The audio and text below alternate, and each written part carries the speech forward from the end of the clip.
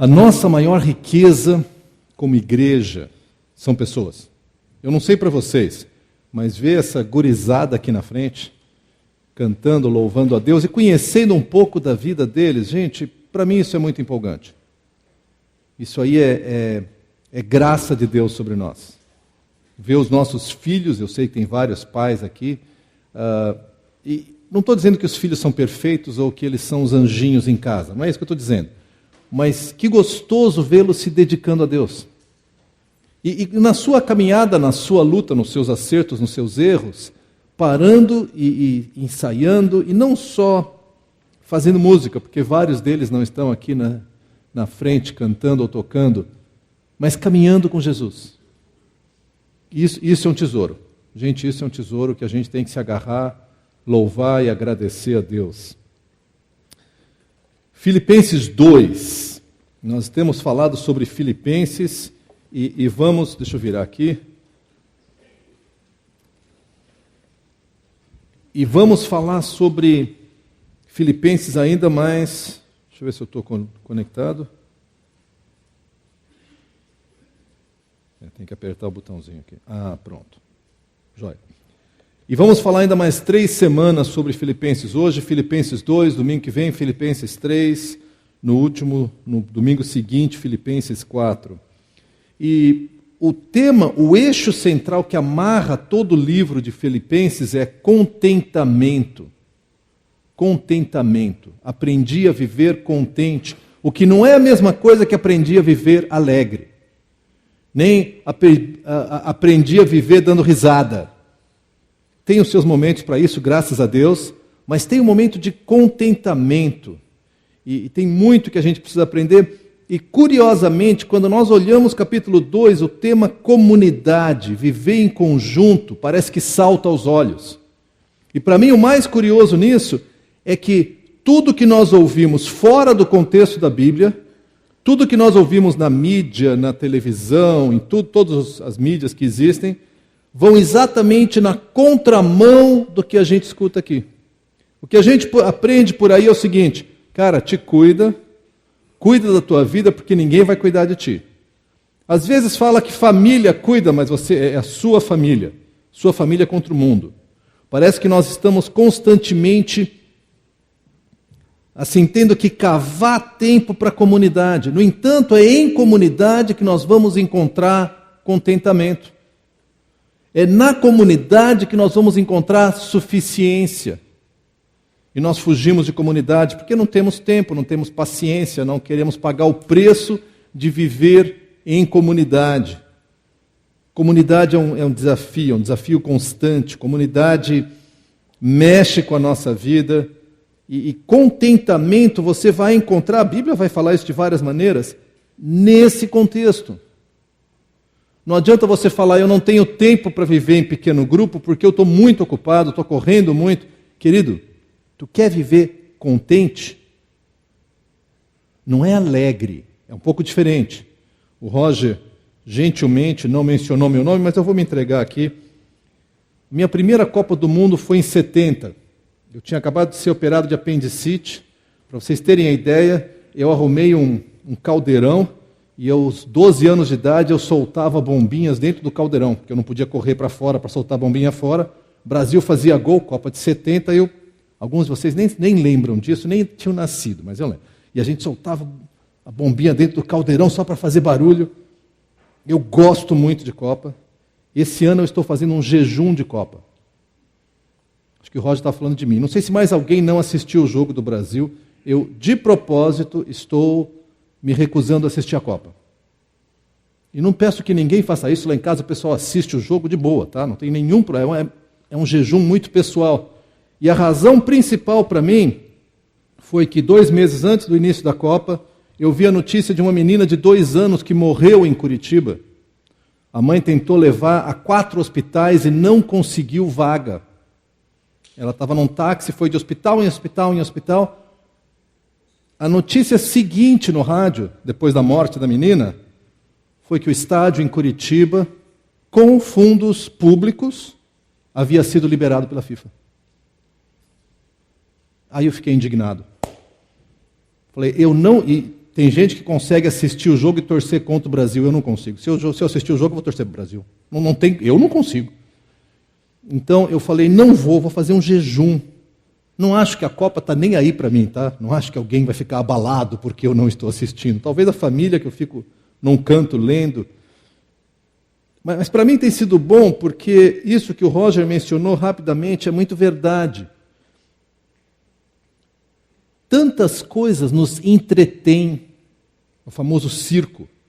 Existe tanta coisa para você gastar tempo. Você gasta o tempo na televisão, você gasta o tempo no computador, você gasta o tempo assistindo as maravilhosas séries de TV, que mais da metade é lixo, o resto é mais ou menos porcaria. E a gente fica gastando tempo, você pode gastar horas assistindo essa. A gente se entretém sem encher a alma. Você consegue entrar naquela caixinha maravilhosa. Eu estou falando da televisão, mas tem outras coisas, tá? O computador. Você liga e fica lá assim, ó, queimando horas. E você sai tão vazio quanto chegou, se não sai, pior. Eu tenho crescido na convicção que se nós queremos viver contentes, o nosso caminho em Cristo e em Cristo na comunidade. Deixa eu falar um pouquinho do contexto de Filipenses. O livro de Filipenses foi escrito pelo apóstolo Paulo mais ou menos no ano 62 da era cristã. E tem uma coisa muito curiosa. Paulo estava preso, mas era uma prisão domiciliar. Abram comigo, não em Filipenses ainda, abram comigo em Atos, capítulo 28. O que acontece é que o apóstolo Paulo foi preso lá em Jerusalém, e depois ele foi levado para Cesareia, passou 2 anos preso na Cesareia, depois fez uma viagem de navio até Roma, o navio naufraga, e toda aquela história, se você já leu o livro de Atos, se não você vai ler, se você estiver acompanhando as 40 semanas de leitura aqui. Mas ele chega em Roma, e logo na chegada os irmãos o recebem. Os cristãos em Roma ouviram falar que Paulo estava chegando. Ele chega como prisioneiro. E passam aqueles soldados carregando os prisioneiros, e a impressão que a gente tem é que a igreja de Roma fala, Paulo, quem que é Paulo? Aí aquele velho levanta a mão, é ele, Paulo, nós estamos aqui, viemos te receber. E quando você chega no verso 16 do capítulo 28, é o último capítulo de Atos, você lê assim, quando chegamos a Roma, Paulo recebeu permissão para morar por conta própria sob a custódia de um soldado.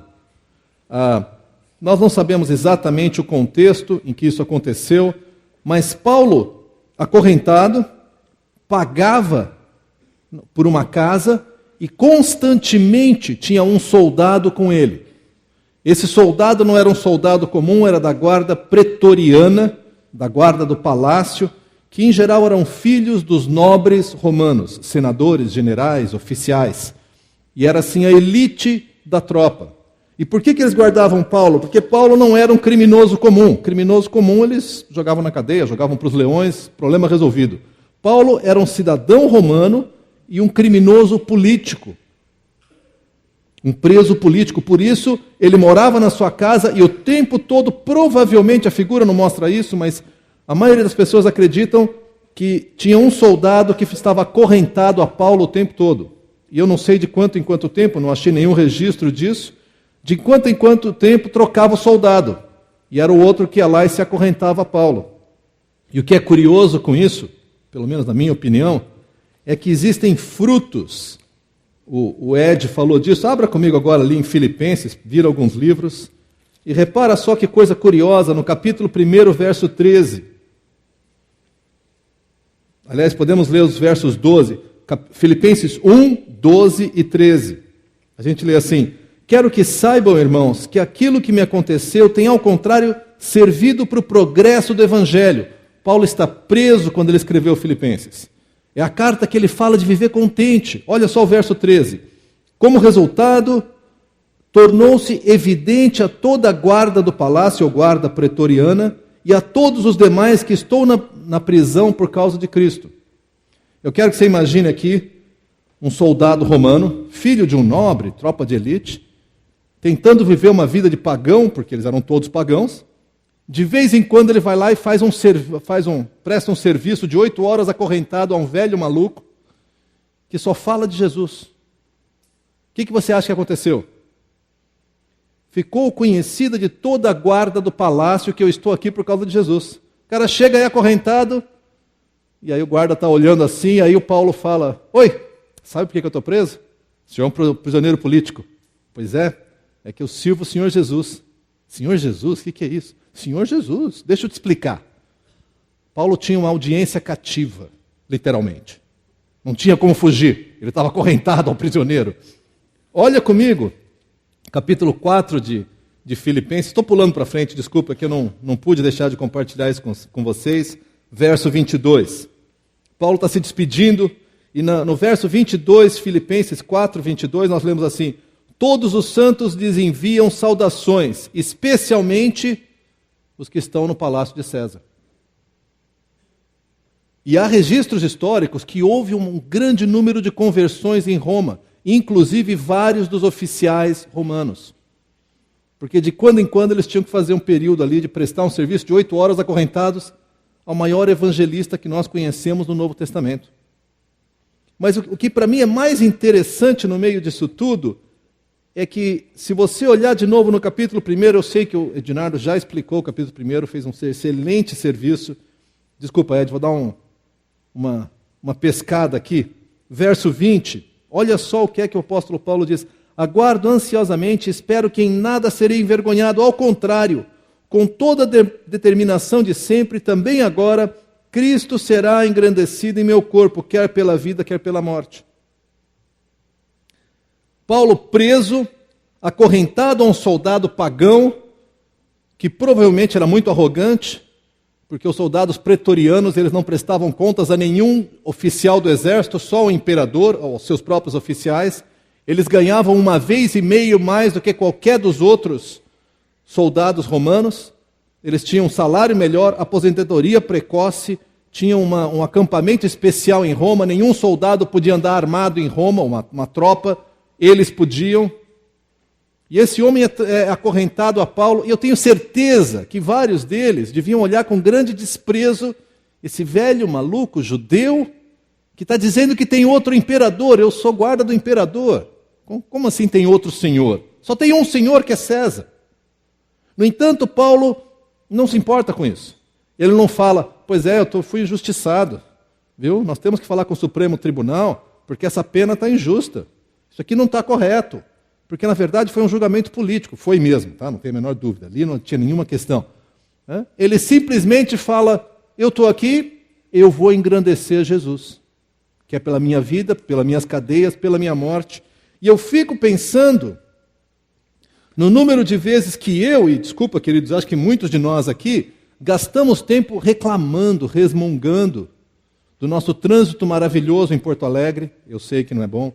Do patrão que é chato, faz parte de ser patrão. Ou do empregado que não trabalha, também é verdade. Ou do governo que também, tudo isso. Paulo parece que, em vez de resmungar, escreve uma carta inteira sobre viver contente. Não só isso, mas ele não só escreve, ele não faz um jogo de poliana, de vamos ser contentes. Ele, além de escrever sobre o seu contentamento, ele usa o seu tempo para evangelizar os seus carcereiros. Isso é sinal de um homem apaixonado por Jesus. E quando eu li esse texto e passei a semana pensando sobre isso, eu fiquei muito impactado por isso. Como Paulo é apaixonado pela pessoa de Jesus. Jesus é a pessoa central na vida dele. Eu quero ser como Paulo. Eu quero que Jesus seja tão importante para mim, que aonde eu passar eu vou vazar Jesus. Eu vou falar de Jesus, porque não tem nada mais importante. Nada mais importante. Eu tenho que falar de Jesus. Tudo parece Jesus. O cara fala: pois é, faz frio. Pois é, mas Jesus aquece seu coração. E, pois é, essa Copa, né? Pois é, o pessoal corre lá atrás de um prêmio que perece. Mas em Jesus nós temos um prêmio eterno. Não estou falando para a gente ser chato e não conversar de nada, só de Jesus, mas eu quero ter um coração queimando por Jesus. E se algum dia eu for preso, que os carcereiros ouçam não a resmungação de que, pô, me prenderam injustamente, essa comida está ruim, a cela está... Eu quero dizer, cara, tem um tesouro para te contar aqui, ó. Jesus. Jesus. Vamos olhar aqui, ó. Filipenses capítulo 2. Nós vamos ver um pouco sobre Cristo e comunidade, transformação para a vida em comunidade e modelos de comunidade.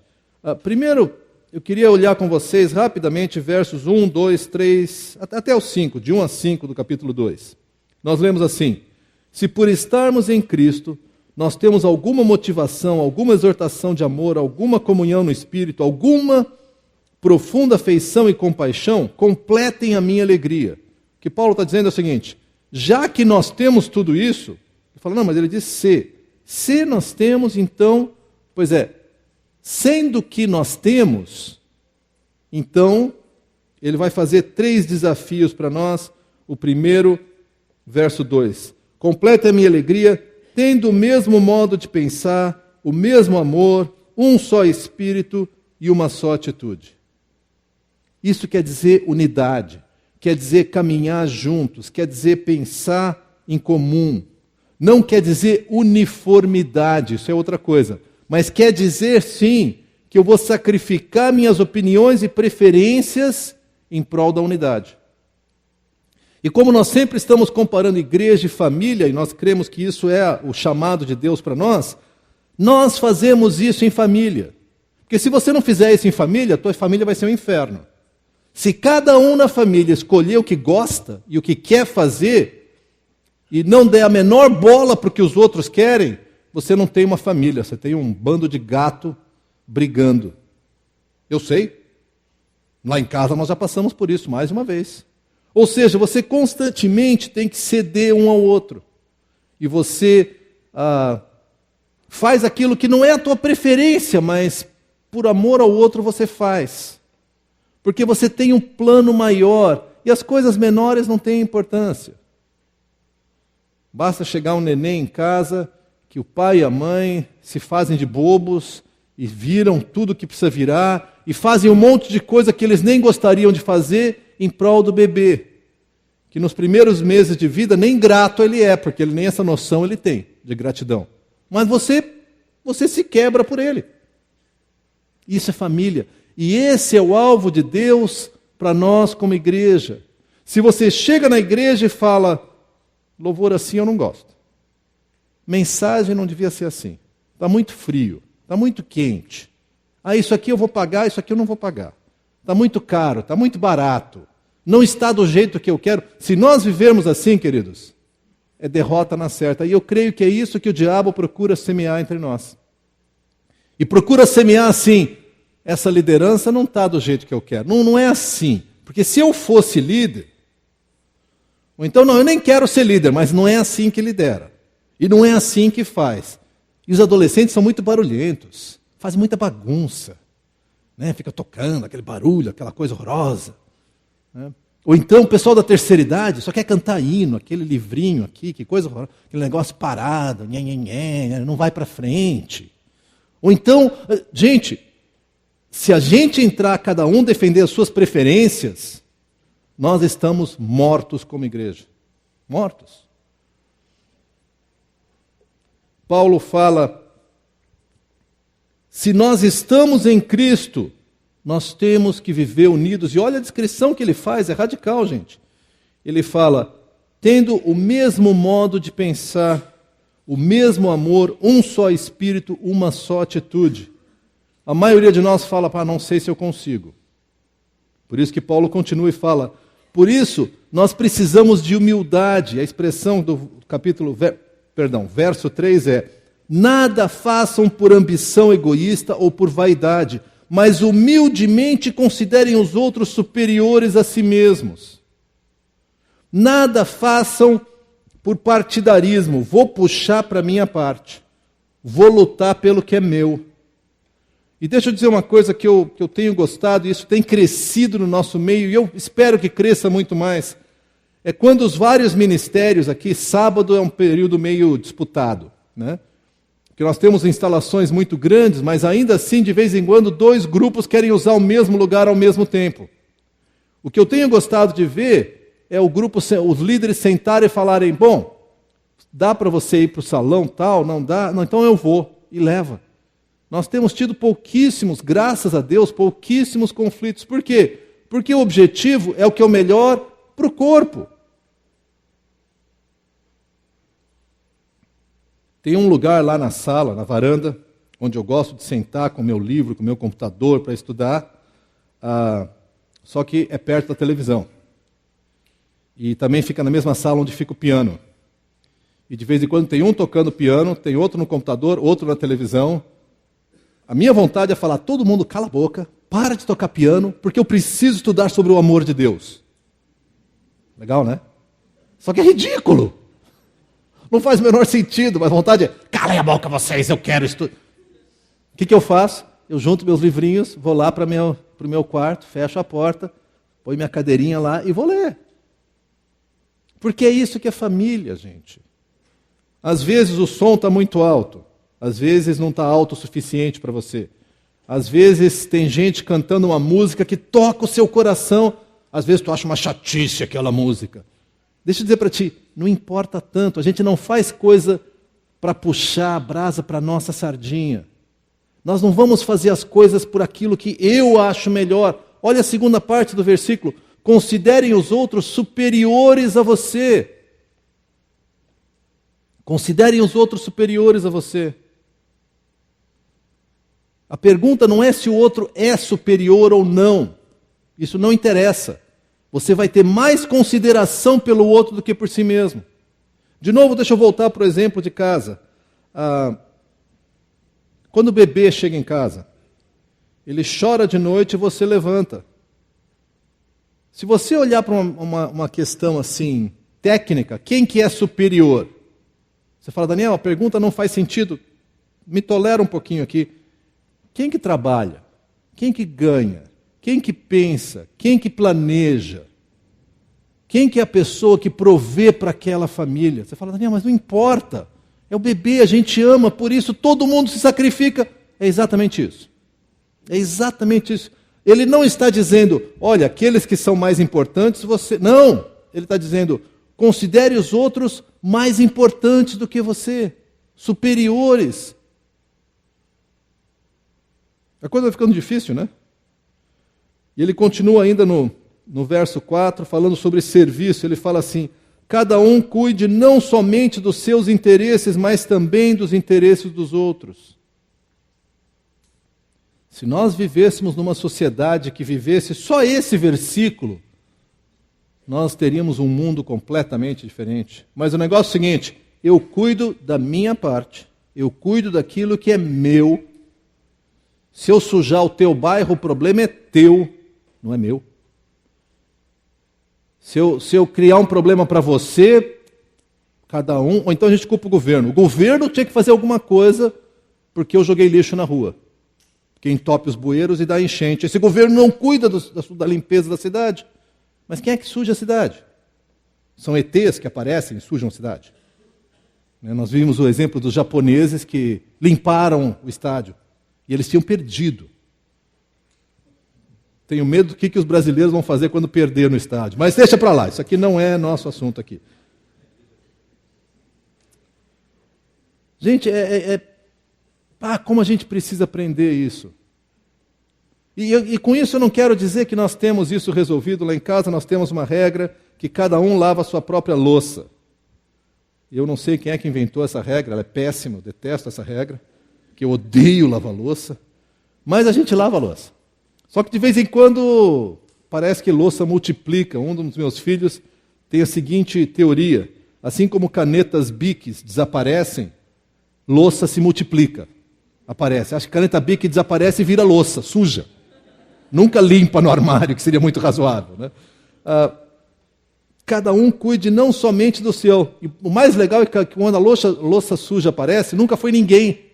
Ela se sujou sozinha. Quem é que não lavou a louça? Eu lavei. Todo mundo lavou. Maravilha, ela surgiu ali. geração espontânea, uma coisa fantástica. Cada um cuide não somente dos seus interesses, também dos outros, senão nós não conseguiremos sobreviver. E finalmente, verso 5, que completa: tenha a mesma atitude de Cristo Jesus. Tenha a mesma atitude de Cristo Jesus. De novo, Paulo fala, olha, se nós vamos viver juntos, tem que ser assim, assim, assim. Aí ele, talvez no momento assim de reflexão, ele fala, tem que ser igual a Jesus, gente. Estava difícil antes, ficou pior agora. Tem que ser igual a Jesus. E aí ele vai descrever, e esse é o momento que eu quero que você me acompanhe aqui, sobre qual a comparação que ele faz sobre a obra de Cristo. Verso 6 ele diz que, embora sendo como Deus, não considerou que o ser igual a Deus era algo a que devia apegar-se. Cristo é, por natureza, Deus, sempre foi Deus, sempre será Deus.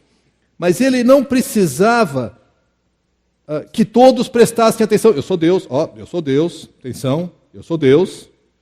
Ele falou, não preciso disso. Eu posso viver de tal maneira que os outros nem percebam que eu sou Deus, porque eu tenho tanta certeza que eu sou Deus, que eu não preciso dos símbolos, da forma de Deus, porque eu sou essencialmente Deus. Então ele falou, eu não vou me apegar a isso. A forma, não importa. Eu posso mudar a forma. Por isso, ele pôde não só continuar sendo Deus, mas assumir também a natureza humana. Verso 7. Mas esvaziou-se a si mesmo. Repara, ele não se esvaziou de ser Deus, porque não dá para se esvaziar daquilo que você é. Essa é a sua natureza. Ele se esvaziou de todos os privilégios e características divinas, mas preservou o fato de que era Deus Criador. Então, ele esvaziou-se a si mesmo, vindo a ser servo, tornando-se como os homens. E hoje, nosso irmão mais velho, Jesus Cristo, está lá no céu, e ele é 100% Deus e 100% homem. Não é que ele foi homem por um tempinho, aí morreu, finalmente me livrei dessa, vou embora para o céu, vou ser Deus de novo. Não, ele era Deus, ele continuou sendo Deus, ele continua sendo Deus. Ele nasceu em forma humana, e ainda hoje, ele é 100% Deus e 100% homem, num corpo glorificado. E o corpo que ele tem, um dia nós teremos, se você está em Cristo. Por fim, diz no verso 8, e sendo encontrado em forma humana, humilhou-se a si mesmo e foi obediente até a morte e morte de cruz. E eu quero destacar de novo a palavra obediência.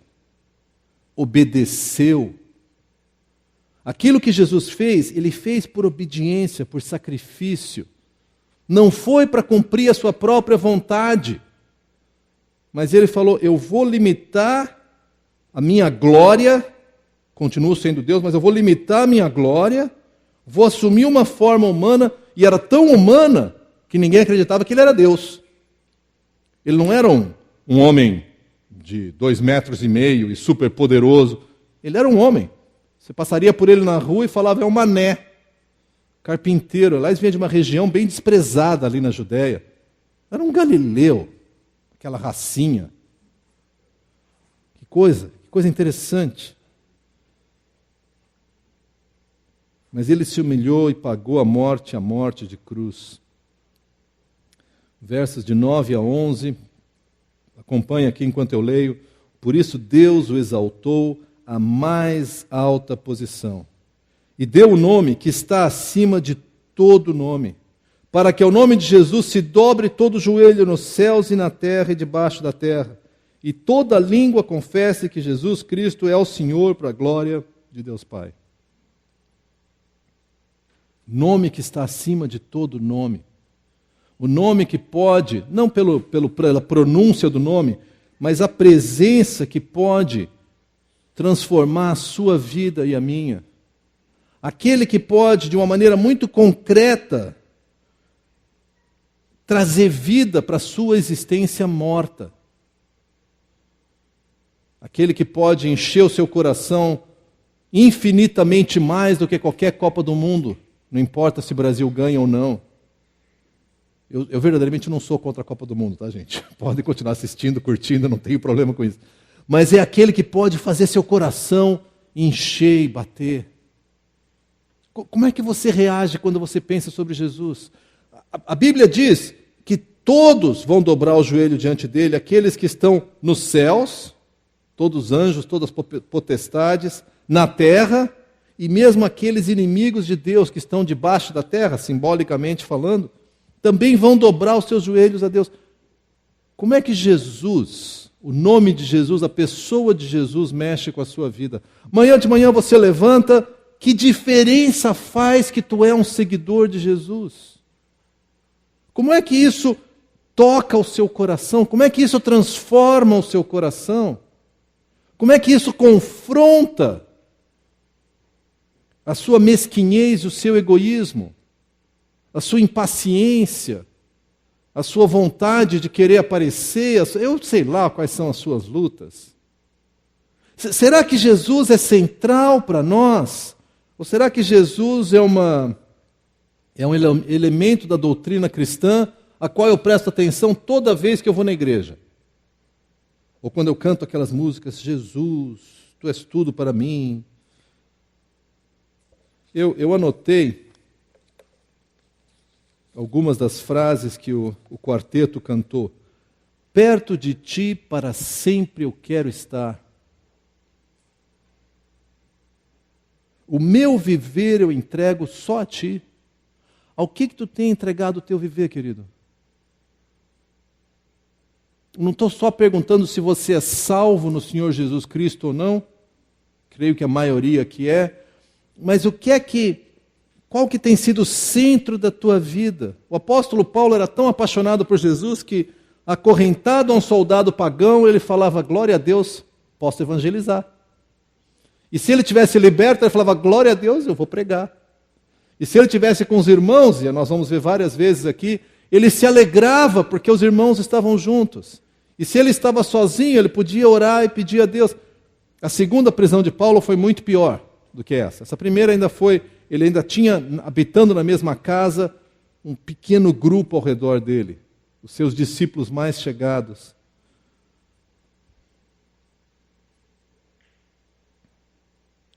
Eu quero concluir por aqui, infelizmente não vamos poder chegar mal chegamos na metade do capítulo, mas eu quero que você pare e pense um pouco, o que hoje te impede de ter mais comunhão com cristãos? Porque eu sei de vários irmãos entre nós que falam, pai, eu queria estar num grupo, mas eu não tenho tempo, não dá, eu estou trabalhando, eu estou fazendo isso, eu estou fazendo aquilo. Ou alguns já chegaram e falaram, pai, Daniel, esse negócio de grupo pequeno é muito chato, porque tem o cara que não para de chorar os problemas dele, o outro que não para de falar. Eu chego em casa nesse trânsito maluco de Porto Alegre e eu tenho que sair para ir para a casa de alguém? Não vai dar, cara. E essa tentação, todas elas eu tenho também, tá? Mas o que te impede de buscar a comunhão, de sair do conforto da tua casa, de procurar alguém, de investir na vida de alguém? O que é que te impede? O que é que te faz ficar confortavelmente no seu isolamento? Desculpa aqui a minha expressão meio rude. Tornando tua mente estúpida diante de televisão e computador. Porque, desculpa, não é educacional. Não, mas tem um programa que eu assisto uma vez por mês, por meia hora, que é educacional. Pode ser a exceção. O que é que nos... E eu tenho a mesma luta, queridos. Eu tenho a mesma luta que vocês. Eu creio que no fundo, nós não seguimos aquela palavra de Jesus, e com isso eu quero encerrar. Abra comigo ali em João, capítulo 15. João 15, 5.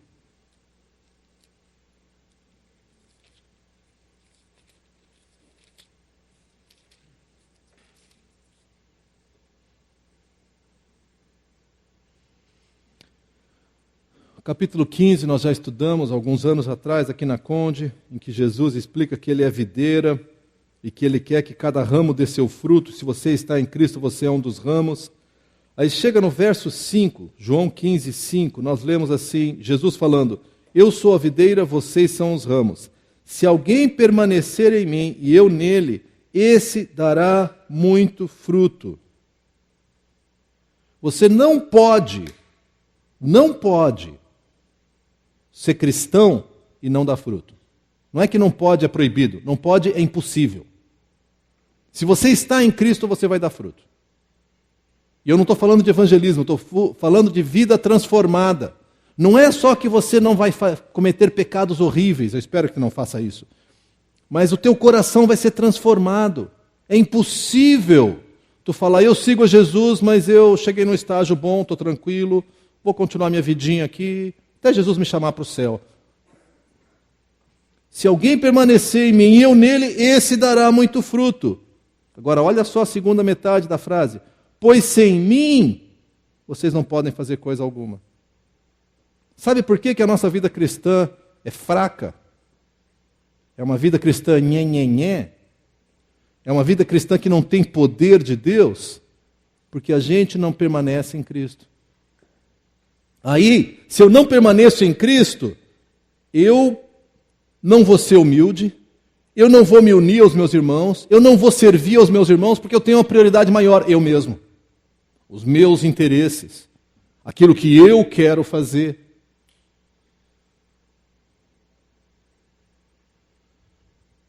Ou nós aprendemos a permanecer em Cristo, ou o nosso cristianismo é a religiosidade da mais falsa que existe.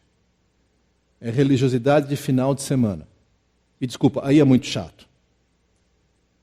Eu quero desafiar vocês aqui, de alguma forma, assim como o Espírito Santo tocou meu coração, também o seu coração seja tocado, para que Cristo se torne central na tua vida. Para que Cristo tome o espaço que existe na sua vida. Para isso você tem que morrer, para isso você precisa esvaziar a sua vida. Como dizia aquele meu discipulador anos atrás, tem muito Daniel dentro do Daniel. Não tem espaço para Cristo crescer. E eu precisei me esvaziar de Daniel para Cristo poder crescer. E preciso ainda me esvaziar mais. E eu desconfio que não sou só eu. De Daniel talvez seja só eu, mas... né?